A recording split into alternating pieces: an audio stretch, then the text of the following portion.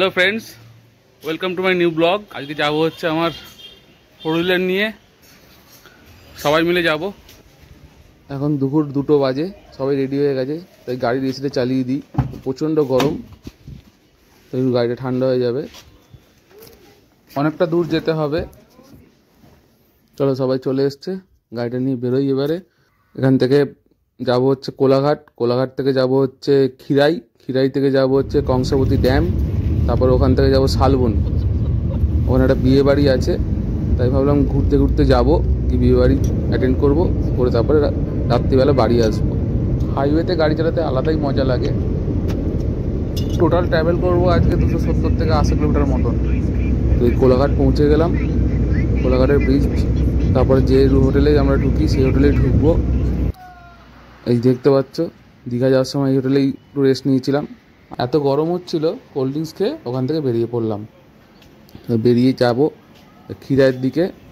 কোলাঘাটের পর থেকে রাস্তাটা বেশ ফাঁকাই ছিল, রাস্তাটা বেশ সুন্দর, কিন্তু এতই রোদ ছিল যে বাইরে বেরিয়ে দাঁড়াতে পারছিলাম না। গাড়ির এসিও ঠান্ডা সেরকম হচ্ছে না। গাছপালা আর কৃষ্ণচূড়া ফুলটা দেখে মনটা ভরে গেল।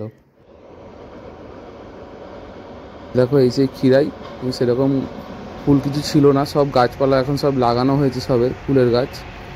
কোনো ফুল দেখতে পাইনি সেরকম, 2-4টে গাঁদা ফুল ছিল, মানে গাছ কটা ছিল দেখ।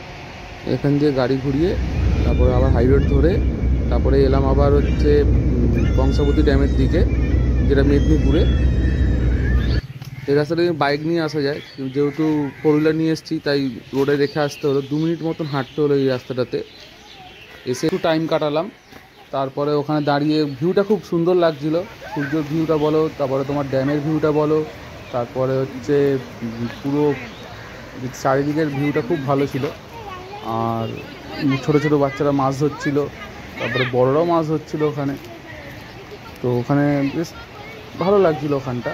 তারপরে ওখান থেকে বেরিয়ে এসে যেখানে যাওয়ার গন্তব্যস্থল ছিল সেখানে গেলাম, বিয়েবাড়ি। বিয়েবাড়িটা ভালোই সাজিয়েছিল। তারপরে ওখান থেকে বিয়েবাড়িটা কাটিয়ে তারপরে ঘরের দিকে রওনা দিলাম। এই ভিডিওটা এখানেই শেষ করলাম, এর পরের ভিডিও আবার দেখা হবে। চ্যানেলটাকে লাইক আর সাবস্ক্রাইব করে দিও, আর ফেসবুক থেকে দেখলে ফলো করে দিও।